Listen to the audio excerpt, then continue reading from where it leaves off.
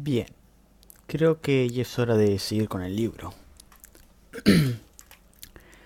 No espero gran cosa, pero vamos a por el siguiente capítulo. Capítulo 5. Peter ego momus. Lectio divinatus. Descontento. Peter ego momus les hacía un gran honor. Peter ego momus concedía compartir con ellos su visión de la nueva ciudad elevada. Peter ego momus, arquitecto designado para la 63ª expedición, desvelaba sus ideas preliminares para la transformación de la ciudad conquistada en un momento permanente a la gloria y al acatamiento.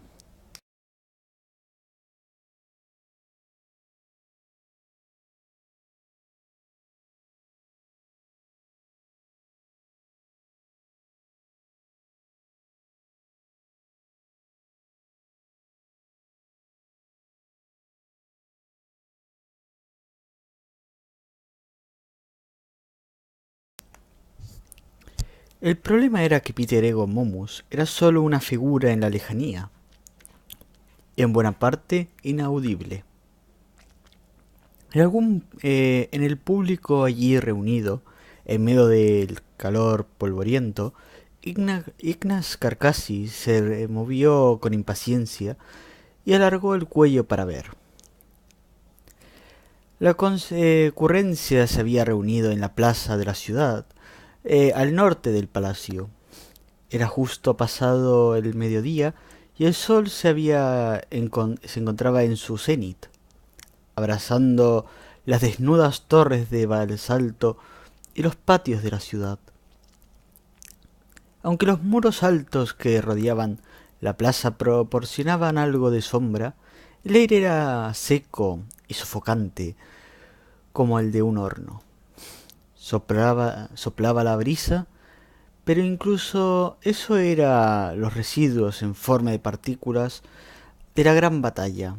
Estaban por todas partes, empañando el luminoso aire como si fuera humo. La garganta de Carcassi estaba tan árida como el lecho de un río en sequía, y a su alrededor la gente tosía y estornudaba. La multitud, 500 personas, había sido cuidadosamente invitada y investigada. Tres cuartas partes eran dignatarios locales, grandes del lugar, nobles, comerciantes, miembros del gobierno derrocado, representantes de aquella parte de las clases gobernantes del 63-19 que habían jurado acatamiento al nuevo orden. Los habían convocado mediante invitación para que pudieran participar, aunque fuera superficialmente, en la renovación de su sociedad.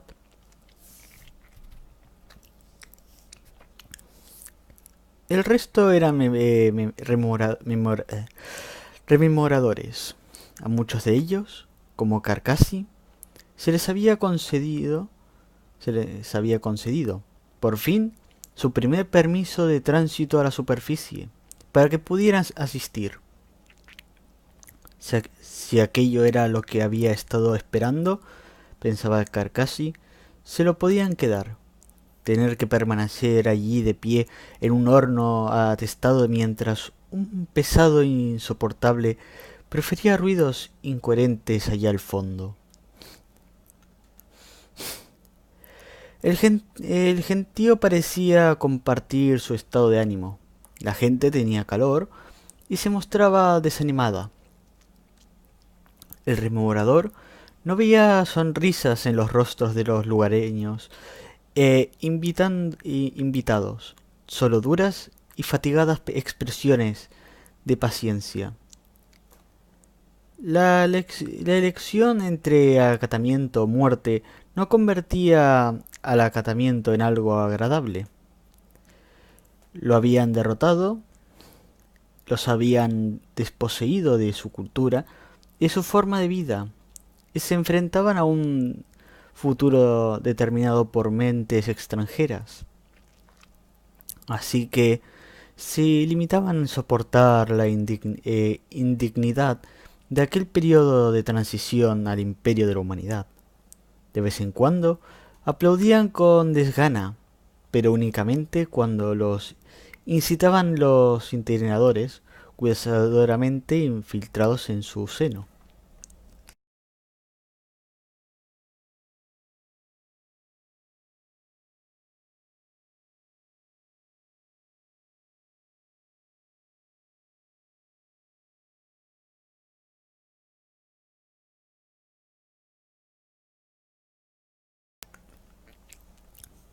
La multitud se había congregado alrededor de los extremos de un escenario de metal, erigido para el acontecimiento.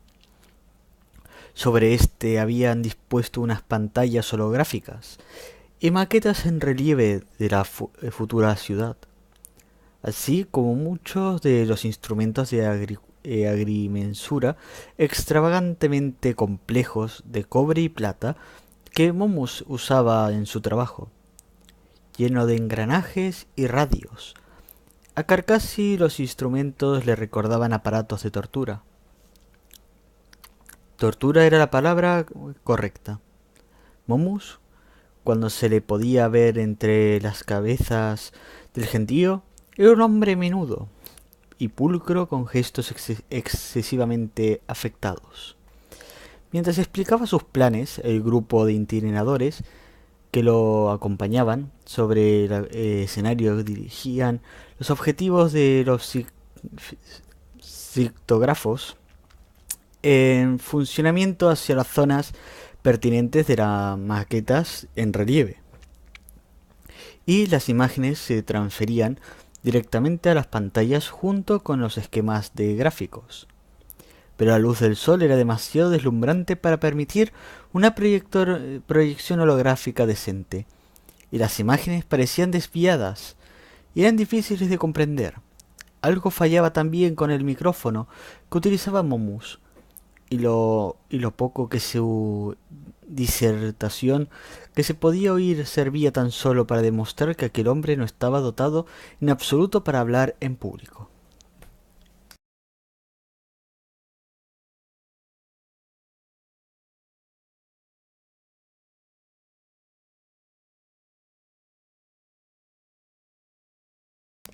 Siempre una ciudad heliolítica, un tributo al sol sobre nuestras cabezas.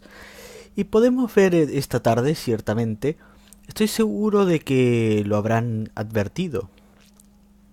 La espléndida luz que hay aquí, una ciudad de luz. Extraer la luz de la oscuridad es un noble empeño, con lo cual, por supuesto, me refiero a la luz del verdadero brillando sobre la oscuridad de la ignorancia. Estoy muy entusiasmado con las tecnologías fototrópicas locales que he encontrado aquí, y tengo intención de incorporarlas al diseño. Carcassi suspiró. Jamás pensó que desearía la presencia de un itinerador, pero al menos aquellos bastardos sabían cómo hablar en público.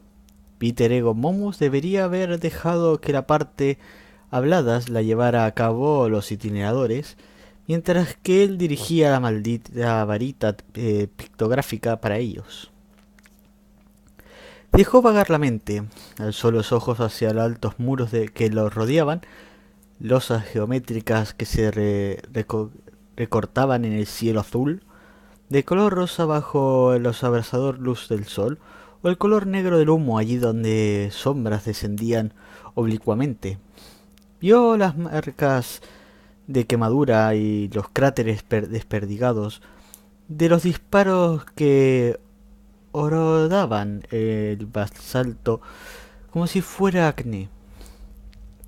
Al otro lado de las paredes, las torres del palacio estaban en el peor estado, con el enlúcido desprendido igual que la muda desechada de una serpiente, y los huecos de las ventanas desaparecidas recordando a ojos ciegos. En un patio situado al sur de la reunión, un titán del Mechanicus permanecía estacionado con su sombría forma humanoide, elevándose por encima de las paredes. Estaba totalmente inmóvil, como una pieza de monumental estatura militar montada instantáneamente. Aquello sí lo era, pensó Carcassi, una loa mucho más propia de la gloria y el acatamiento. Carcassi contempló fijamente al titán durante un rato. Jamás había visto nada parecido en su vida, excepto en pictografías, y su imponente visión casi hacía la tediosa excursión valiera la pena. Cuando más la contemplaba, más incómodo le hacía sentirse. Era tan enorme, tan amenazador, y estaba tan quieto, sabía que aquello podía moverse y empezó a desear que lo hiciera. Se encontró ansiado de que girara de improviso la cabeza y diera un paso, o se animara de algún modo entre los retumbos. Su inmovilidad resultaba angustiosa. Luego empezó a temer que si aquello se moviera de improviso, él se sentiría totalmente acobardado y podría verse obligado a lanzar un chillido de terror involuntario y caer de rodillas. Unos aplausos le hicieron dar un brinco. Al parecer Momus había dicho algo pertinente, y los itineradores hacían la muchedumbre al responder.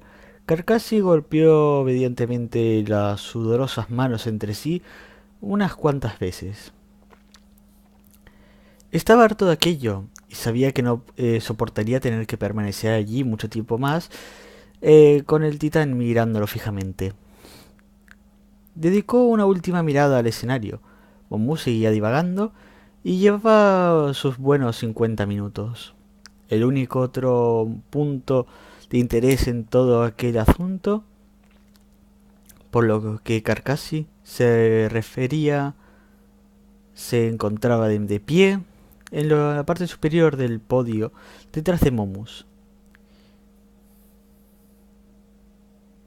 Y eran dos gigantes con armadura amarilla, dos nobles astartes de la séptima legión, los puños imperiales, los pretorianos del emperador. Probablemente estaban presentes para otorgar al conferente algún adecuado aire de autoridad.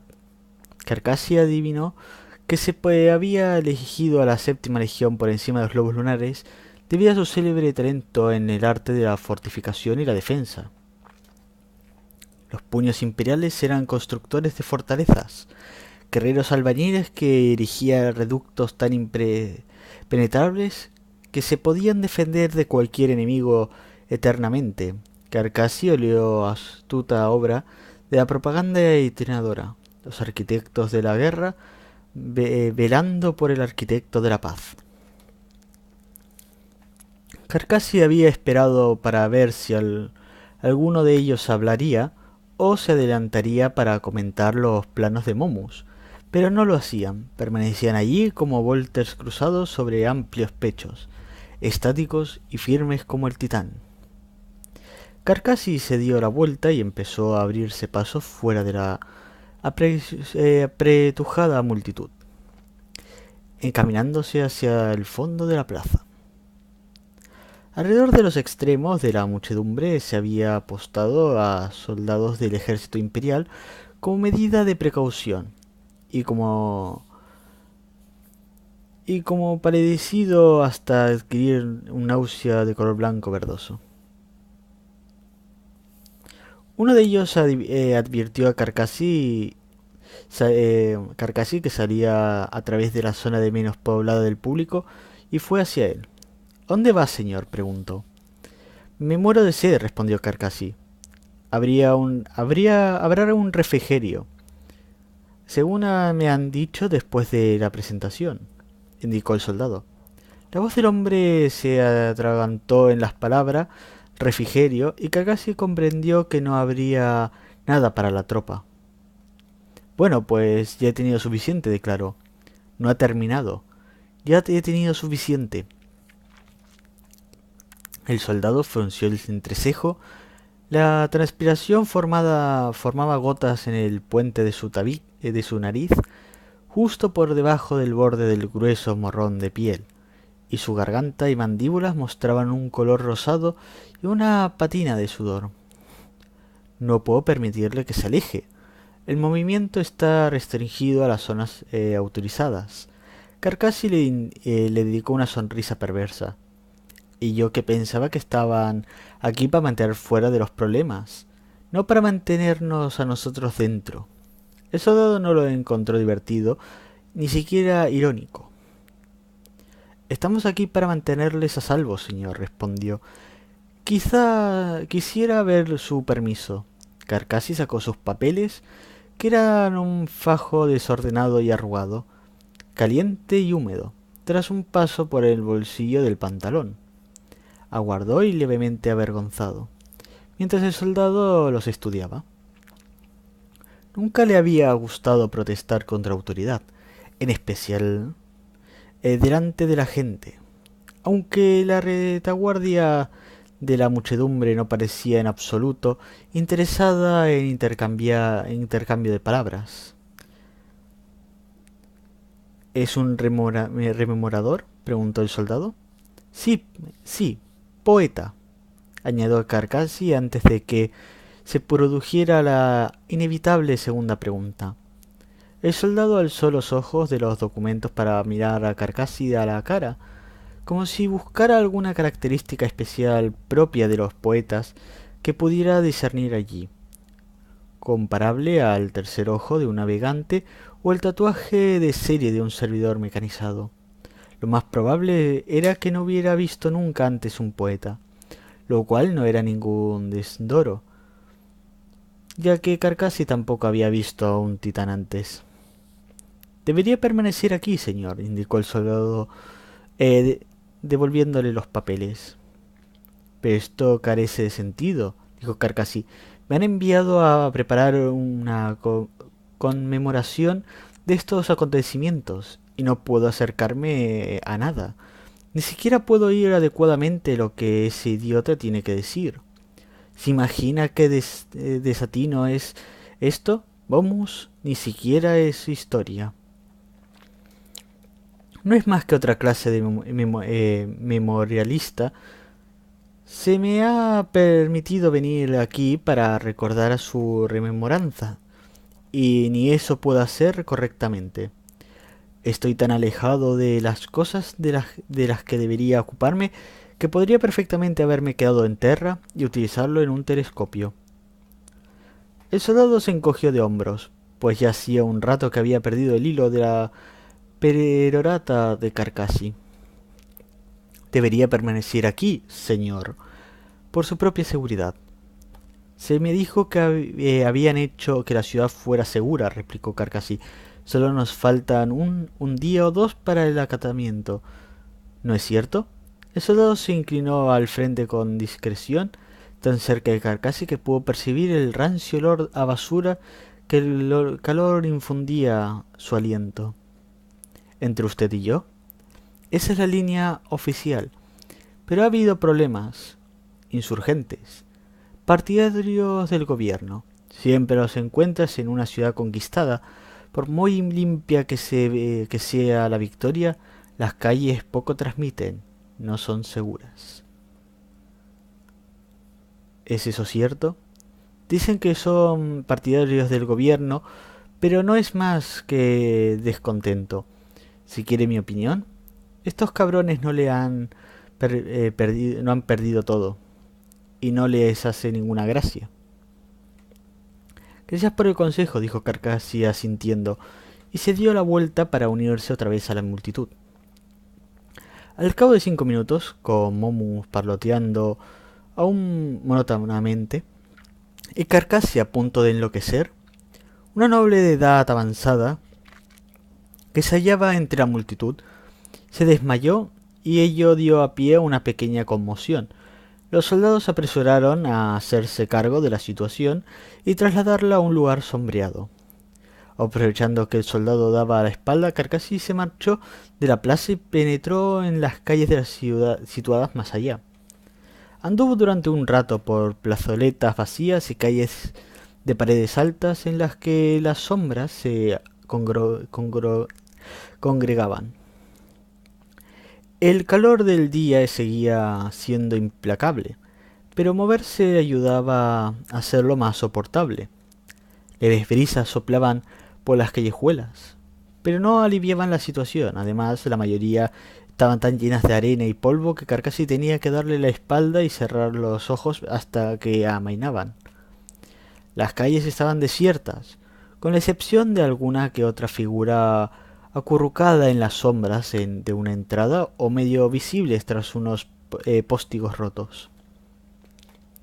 Se preguntó si alguien respondería en el caso de que él se acercara, pero sentía que la reacción a intentarlo sería mala. El silencio era penetrante, y romperlo habría parecido tan indecoroso como alterar a una vigilia de duelo. Estaba solo, totalmente solo por primera vez en más de un año, y señor de propias acciones. Resultaba una sensación tremendamente liberadora. Podría ir donde viniera en gana, y rápidamente se puso a ejercer tal privilegio, doblando esquina al azar para caminar hacia donde lo condujera los pies. Durante un tiempo mantuvo al titán todavía inmóvil a la vista, como punto de referencia, pero no tardó en quedar eclipsado por torres y tejados altos, de modo que se resignó a perderse. Perderse resultaría liberador también. Siempre le quedaban las grandes torres del palacio y podía seguirlas de vuelta a su base si era necesario. La guerra había asolado muchas partes de la ciudad, por la que pasaba. Había edificios que o bien se habían desplomado en montones de escombros blancos y polvorientos, o los habían reducido a sus cimientos. Otros carecían de tejado, estaban incinerados, tenían estructuras deterioradas, o sencillamente no eran más que fachadas que se mantenían, con las entrañas hechas pedazos de pie igual que los bastidores de madera de un escenario teatral.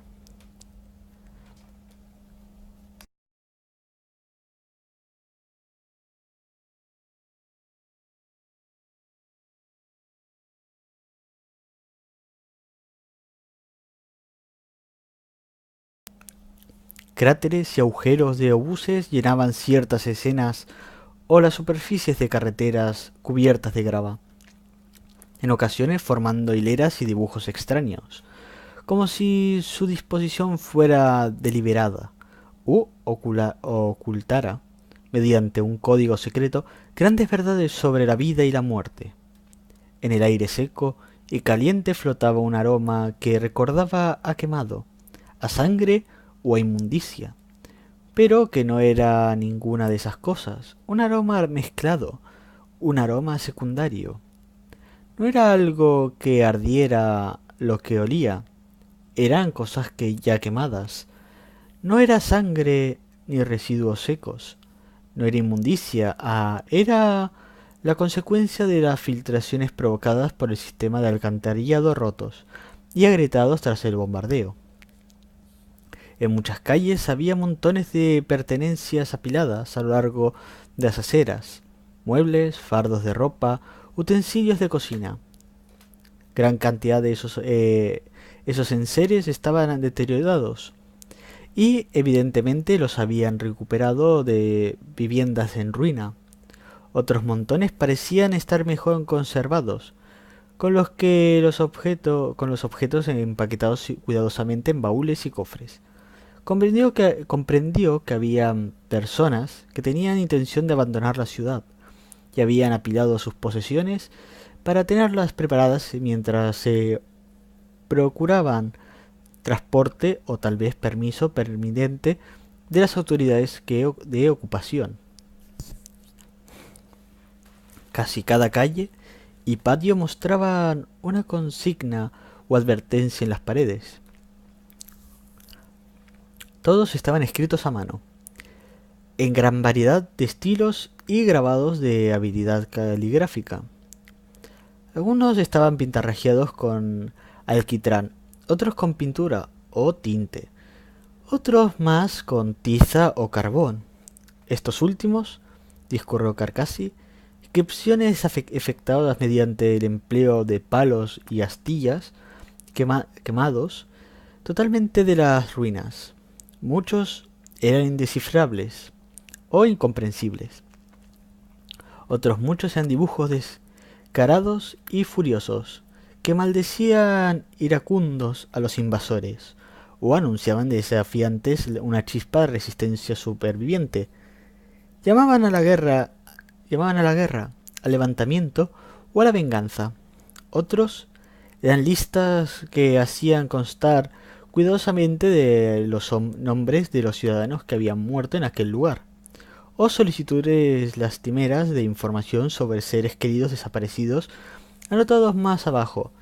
Sabían que eran declaraciones angustiosas de queja o textos minuciosos y delicadamente transcritos que poseían alguna trascendencia sagrada.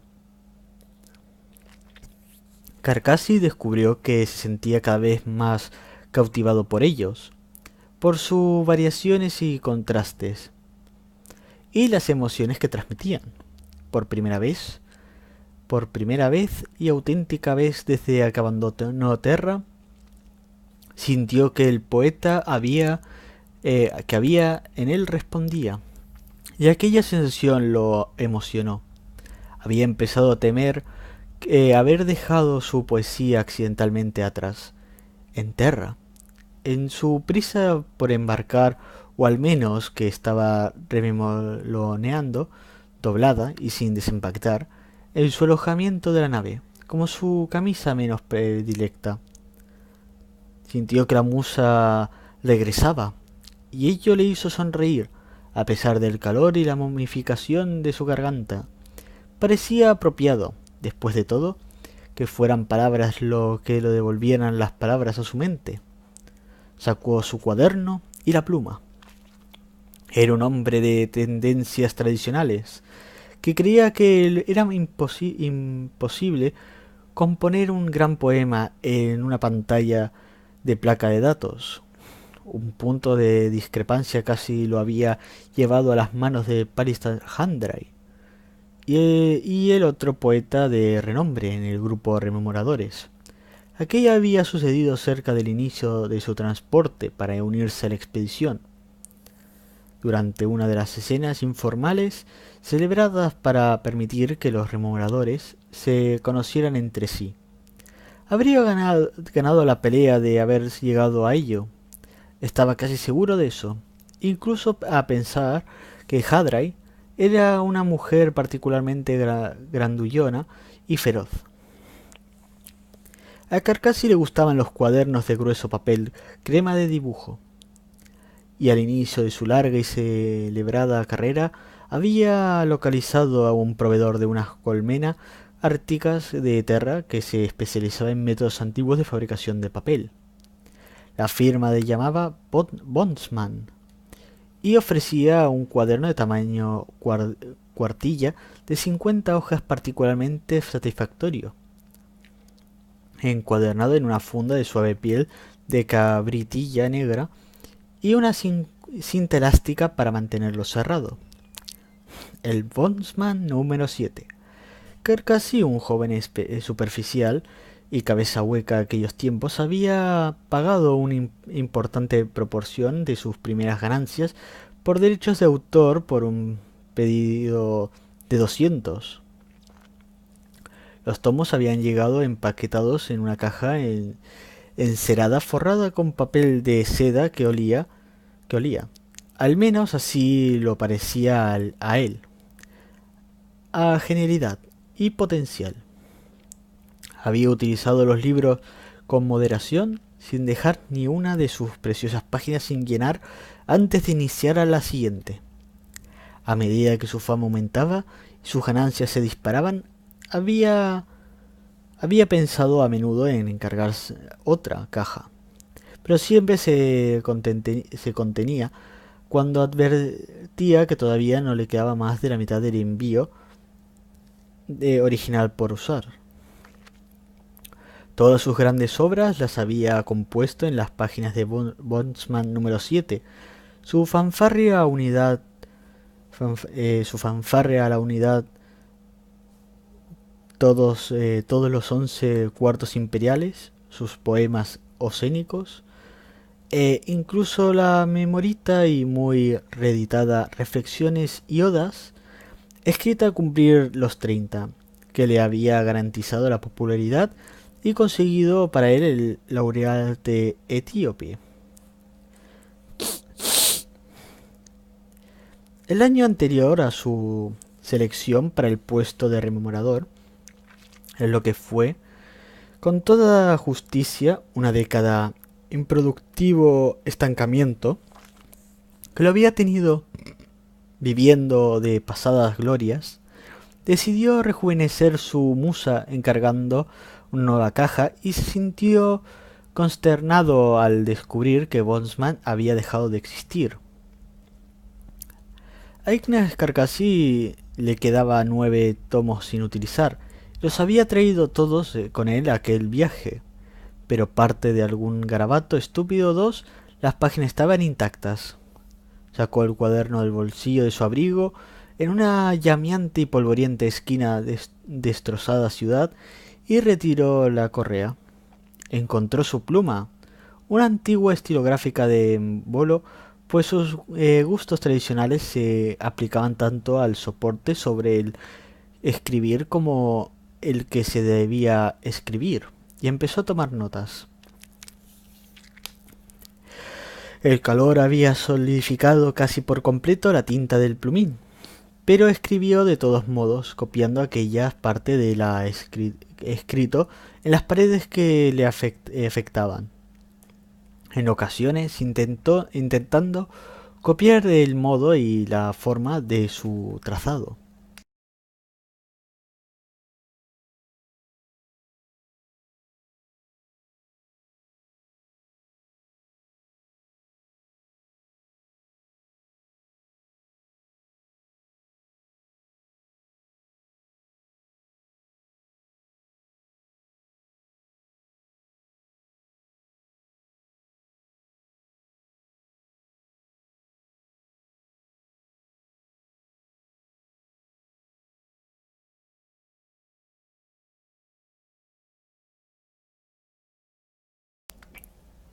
Anotó una o dos de al principio, mientras iba de calle en calle, y luego incluyó más y más, y empezó a apuntar casi cada consigna que veía, pues le proporcionaba satisfacción y júbilo al hacerlo. Percibía de modo muy definido cómo un poema empezaba a formarse, a configurarse a partir de las palabras que leía y anotaba. Sería superlativo. Tras años de ausencia, la musa había volado de vuelta a su alma, como si nunca hubiera marchado. Se dio cuenta de que había perdido la noción del tiempo, si bien todavía hacía un calor sofocante y había luz.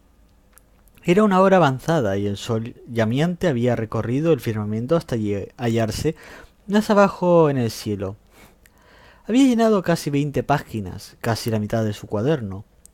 Sintió una repentina punzada. ¿Y si solo quedaban 9 tomos de genialidad en su interior? ¿Y si aquella caja de Bondsman número 7 entregada hacía un tiempo repensaba los límites creativos de su carrera? Se estremeció, sintiendo un escalofrío a pesar del calor pegajoso, y aguardó el libro de anotaciones y la pluma. Estaba de pie en una solitaria esquina de una calle devastada por la guerra, perseguido por el sol, incapaz de decidir qué dirección tomar. Por primera vez desde que escapara de la presentación de Peter Egon Momus, Carcassi sintió miedo, sintió que lo observaban ojos desde las ciegas ruinas. Empezó a retorcerse sobre sus pasos, arrastrando los pies por sombras arenosas y luz polvorienta. Únicamente una o dos veces la persuasión, una nueva pintada para que se detuviera y volviera a sacar el cuaderno. Había andado durante bastante tiempo en círculos probablemente, ya que todas las calles que había empezado a parecer idénticas, cuando encontró el mesón. Ocupaba la planta baja y el sótano de una enorme vivienda de basalto y no mostraba ningún letrero. Pero el olor a comida en preparación anunciaba su finalidad. Los póstigos de las puertas estaban abiertos en dirección a la calle y había un puñado de mesas dispuestas. Por primera vez vio gente en cantidad, habitantes del lugar, con capas oscuras y chales, tan indiferentes e indolentes como los pocos individuos que habían vislumbrado en los portales. Estaban sentados entre las mesas bajo un toldo harapiento, solo en pequeños grupos silenciosos, bebiendo disminuidos vasos de licor o comiendo en cuencos.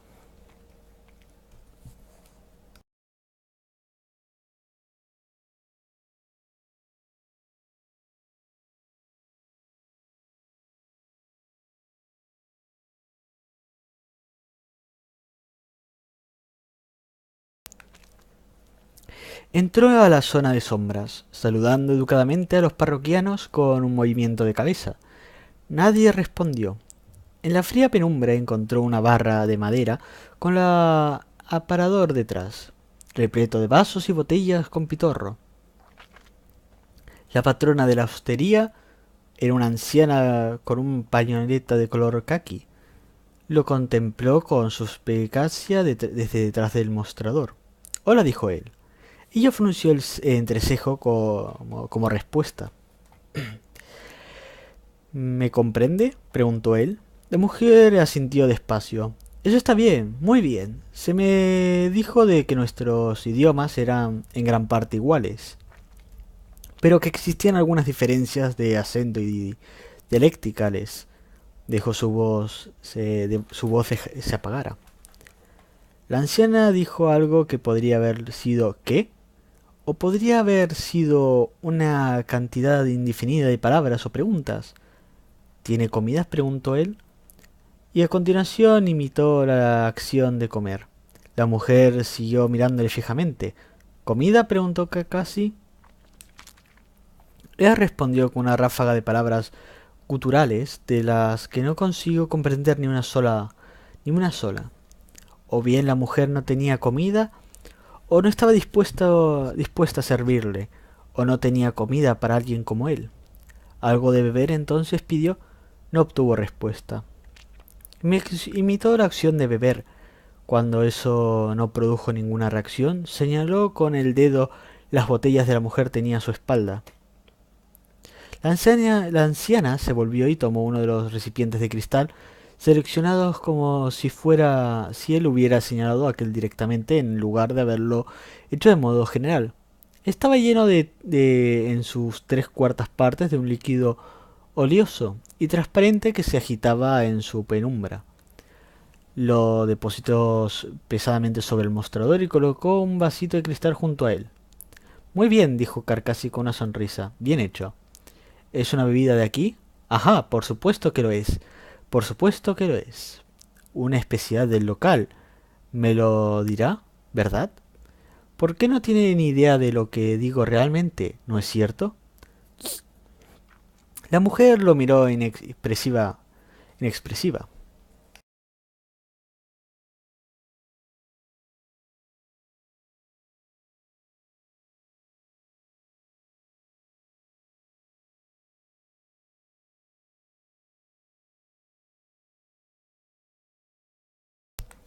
Carcassi levantó la botella y llenó el vaso.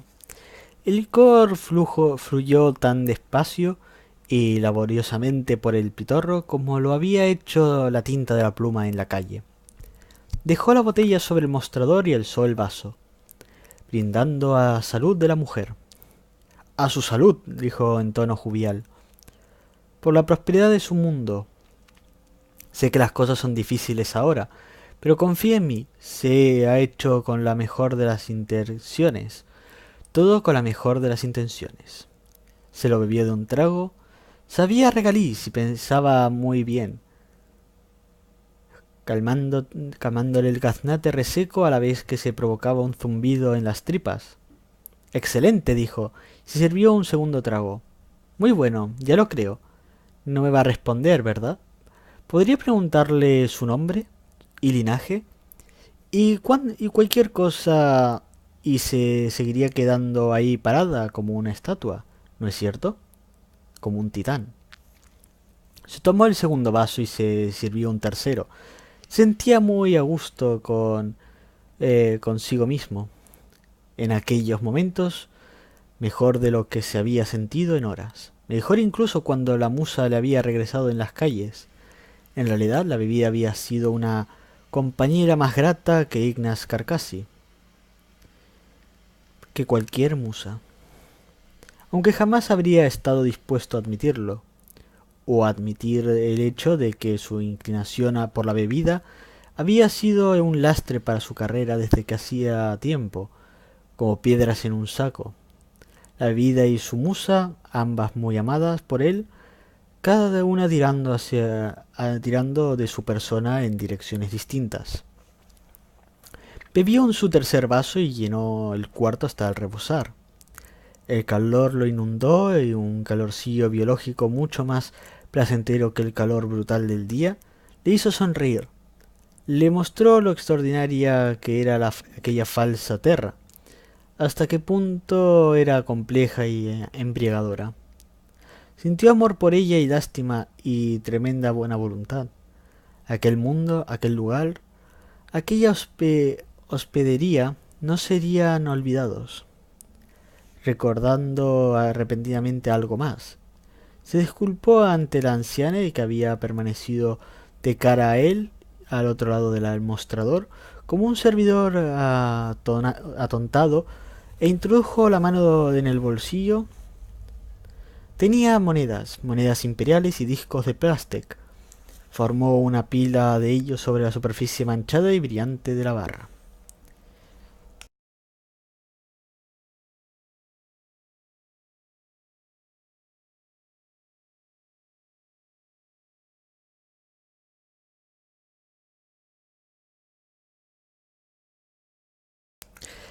Imperial, dijo.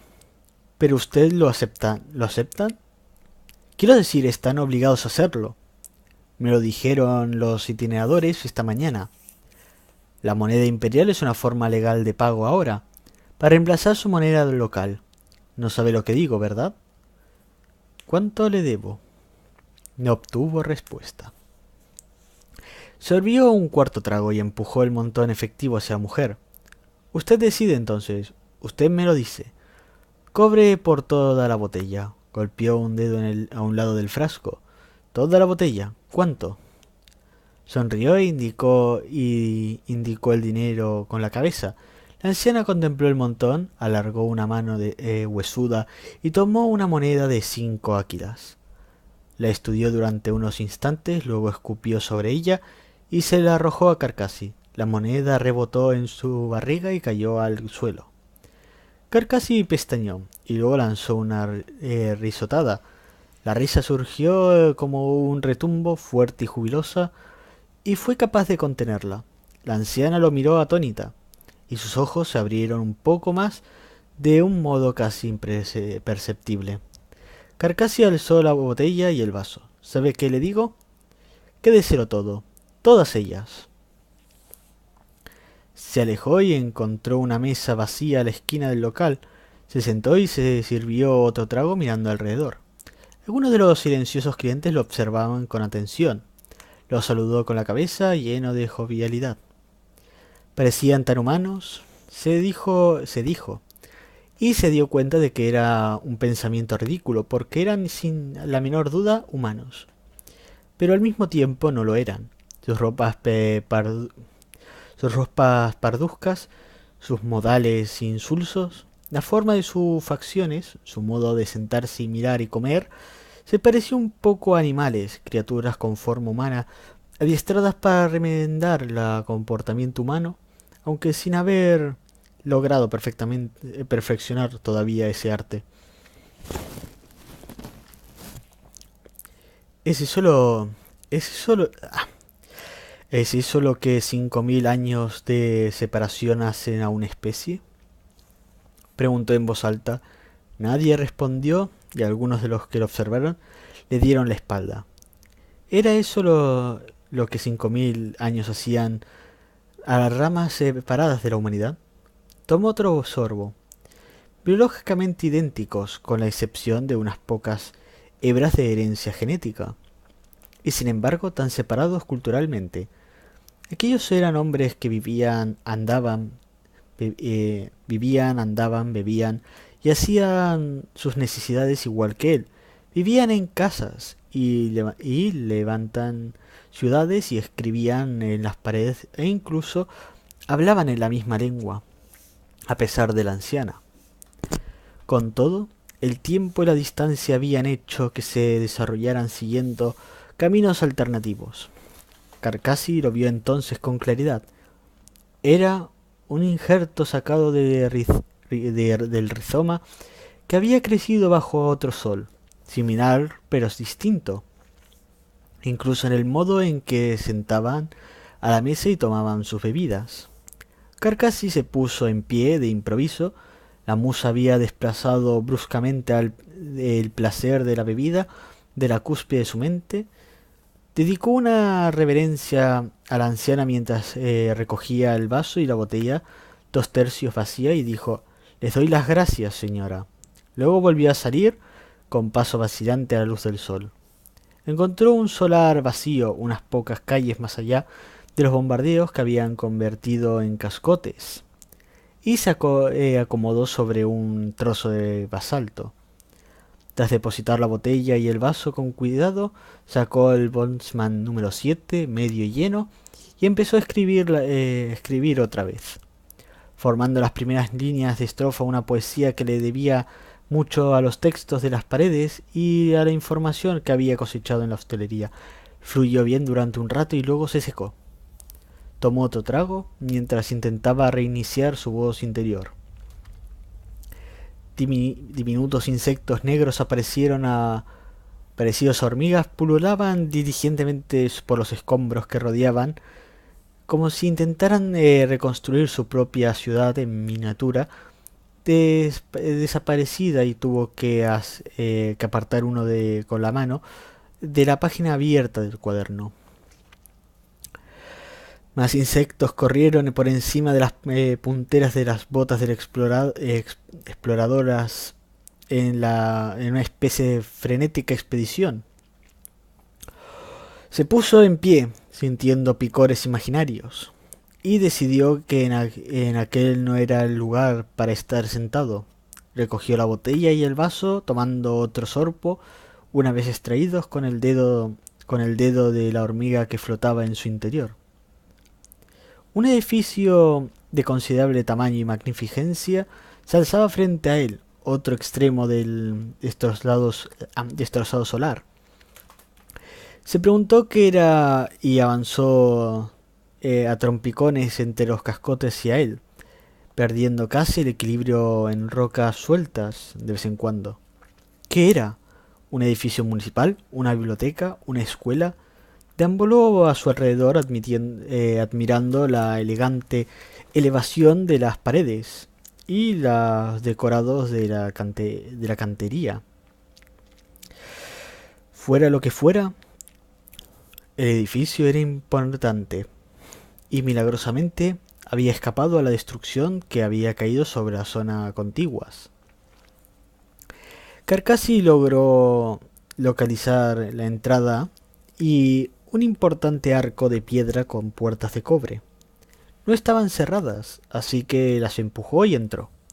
El interior del edificio era tan profunda y reparadoramente fresco que casi se quedó sin aliento. Era un único espacio, un techo abovedado que se alzaba sobre pilares macizos de auslita y un suelo decorado de frío ónice. bajo los ventanales del extremo opuesto se alzaba una especie de estructura de piedra. El remorador se detuvo a un instante, depositó la botella junto a la base de una de las columnas y avanzó por la parte central del edificio con el vaso en la mano. Sabía que existía un nombre para un lugar como aquel. Rebuscó en su memoria. La luz del sol fileteaba por todas las vidrieras. Descendía oblicuamente a través de los estrechos ventanales. Las estructuras de piedra situadas al fondo de la estancia era un facitol cincenado sosteniendo un libro enorme y muy antiguo. Carcassi acarició el arrugado pergamino de las páginas abiertas del libro con placer. Lo atraía del mismo modo que lo hacían las páginas del Bondsman número 7. Las hojas eran antiguas y descoloridas, cubiertas con una florida escritura negra e imágenes coloreadas a mano. Comprendió que en aquello era un altar y aquel era un templo, un santuario.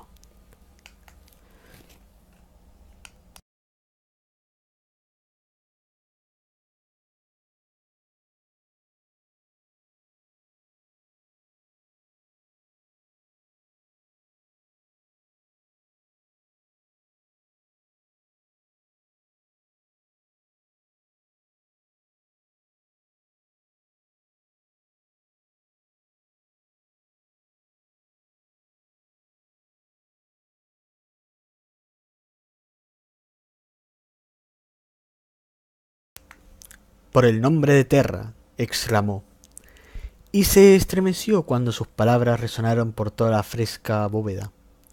La historia lo había instruido sobre los santuarios y creencias religiosas, pero nunca antes había pisado uno de tales lugares. Un lugar de espíritus y divinidad. Percibió que los espíritus desaprobaban su intrusión, y luego se rió de su propia idiotez. No existían los espíritus, no existían en ninguna parte del cosmos. La verdad imperial se lo había enseñado. Los únicos espíritus de aquel edificio eran los que estaban en su bebida y su estómago. Volvió a mirar las páginas. Allí estaba la verdad, lo que marcaba la diferencia crucial entre la raza a la que él pertenecía y la variedad local. Eran paganos y seguían abrazando las supersticiones que la corriente fundamental de la humanidad había desechado. Allí había promesa de una vida después de la muerte y de un mundo celestial. Allí se encontraba la estupidez de una fe en lo intangible. Carcassi sabía que la existencia de algunos, muchos tal vez, era entre la población del dócil imperio, que anhelaba un regreso de aquellas costumbres. Dios en todas las encarnaciones y panteones había muerto hacía mucho tiempo, pero los hombres todavía ansiaban lo inenarrable. A pesar de las acciones judiciales, surgían nuevos credos y religiones en cierne entre culturas de la humanidad unificada. Y la más pujante entre todos los credos imperiales que insistía en la humanidad adoptar al emperador como un ser divino, un dios emperador de la humanidad. La idea era absurda y oficialmente herética. El emperador había repudiado siempre tal doctrina en los términos más rigurosos, rechazando su deificación. Algunos decían que sólo sucedería después de su muerte, y puestos que era funcionalmente inmortal, y aquello tendría que poner fin a la polémica. Fueran cuales fueran sus poderes, fuera cual fuera su capacidad, sin importar cuál fuera su magnificencia como el mejor y más glorioso líder de toda la especie, seguía siendo un simple hombre, y al emperador le gustaba recordárselo a la humanidad siempre que tenía oportunidad. Era un edicto de repiqueteaba entre burócratas del imperio en expansión. El emperador es el emperador, y es grande y eterno. Pero no es un dios. y rechaza cualquier adoración que se le ofrezca. Carcassi tomó un trago y dejó el vasito vacío en una esquina del borde de la repisa del fascistol. El Lactio Divinitatus. Aquel era un hombre. El misal de la fuente clandestina que se esforzaba en secreto por establecer un culto del emperador en contra de la voluntad de éste. Se decía que incluso algunos de los que íntegros del miembro del Consejo de Terra apoyaban sus objetivos. El emperador como Dios. Carcassi sofocó una carcajada. 5000 años de derramamiento de sangre, guerra y fuego para eliminar todos los dioses de la cultura, y ahora el hombre que consiguió tal objetivo lo suplantaría como una deidad nueva. ¿Hasta qué punto es insensata la humanidad? Rió Carcassi, gozando con el modo de sus palabras resonaban por todo el santuario vacío. ¿Hasta qué punto está desesperada y debatiéndose en la incertidumbre? ¿Será que necesitamos un concepto de Dios para sentirnos realizados? ¿Es eso parte de nuestra cualidad humana? Cayó reflexionando sobre la cuestión que había planteado a sí mismo.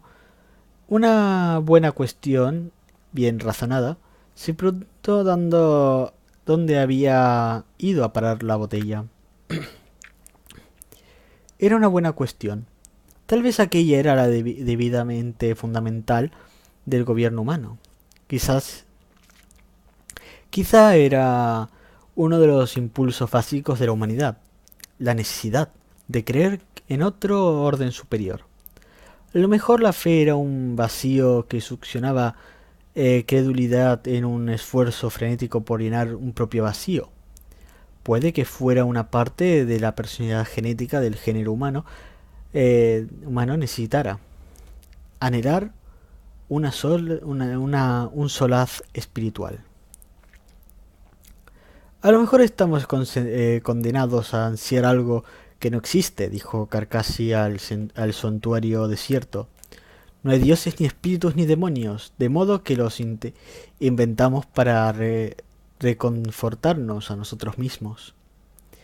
El lugar parecía ajeno a sus divagaciones, así que agarró su vaso vacío y se encaminó tranquilamente hacia el lugar donde había dejado la botella. Tomó otro trago. Abandonó el santuario y se abrió paso al exterior, a la calzada de luz solar. El calor era tan intenso como que tuvo que tomar otro trago. Recorrió con paso tambaleante unas pocas calles, alejándose del templo, y halló una especie de ráfaga chisporroteante. Descubrió un equipo de soldados imperiales desnudos de cintura arriba, que usaban un lanzallamas para borrar una consigna antigua de imperiales de una pared. Obviamente habían recorrido toda la calle, que las paredes mostraban franjas quemadas. «No hagan eso», dijo. Los soldados se volvieron y lo miraron con el lanzallamas escupiendo fuego.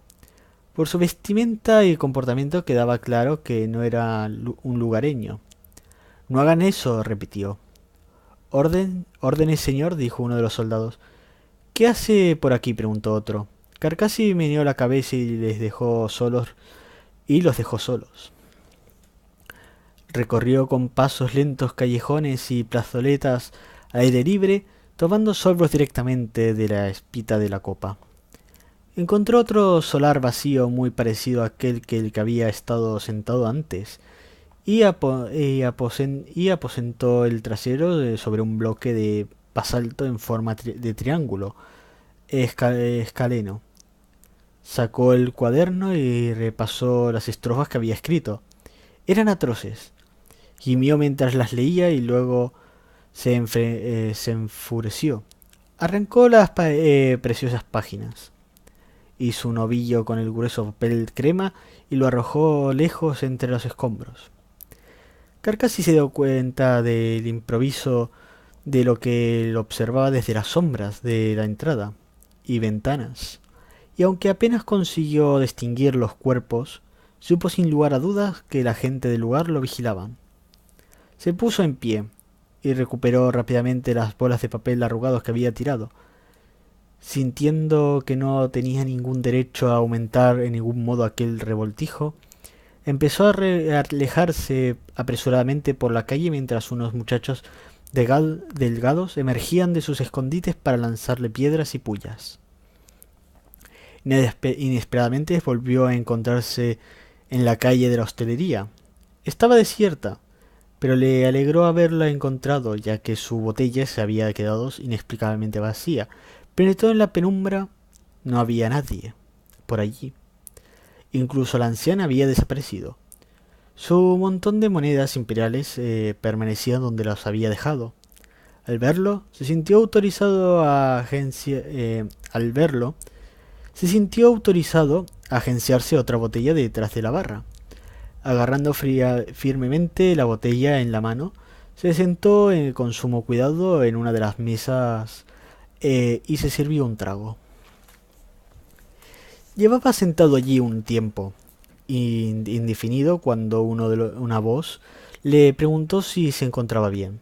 Ignace Carcassi parpadeó y alzó los ojos. Un grupo de soldados del ejército imperial que habían estado limpiando con fuego las paredes de la ciudad acababa de entrar al local, y la anciana había reaparecido para traerles bebida y comida. El oficial bajó la mirada hacia Carcassi mientras sus hombres se sentaban. ¿Se encuentra bien, señor?, preguntó. Sí, respondió Carcassi con una voz pastosa. No parece estarlo. Si me permite que lo diga, ¿debería estar aquí, en la ciudad? Carcassi asintió frenéticamente, introduciendo la mano en el bolsillo en busca del permiso. No estaba allí. Supone que debo estar aquí. Se me ordenó venir para oír a Ether Piton Momus. Mierda, no, eso no es correcto. Para oír cómo Peter Egon Momus presentaba sus planos para la nueva ciudad. Es por eso que estoy aquí. Debo estar. El oficial lo contempló con cautela. Si usted lo dice, señor. Dicen que Momus ha preparado un plan magnífico para la reconstrucción. Sí, magnífico, replicó Carcassi alargando la mano para coger la botella y errando el objetivo. Puñeteramente magnífico. Un monumento eterno a nuestra victoria aquí, señor. No perdurará, dijo Carcassi. No perdurará. No puede. Nada perdura. Usted me parece un hombre sensato, amigo. ¿Qué piensa? Creo que debería marcharse, señor, respondió el oficial con delicadeza. No. Sobre la ciudad. La ciudad. No perdurará. Que Terra se lleve Peter Egon Momus. Al polvo todas las cosas regresan. Por lo que puedo ver, esta ciudad era más bien fenomenal antes que llegáramos y la estropeáramos. Señor, creo que no lo hace.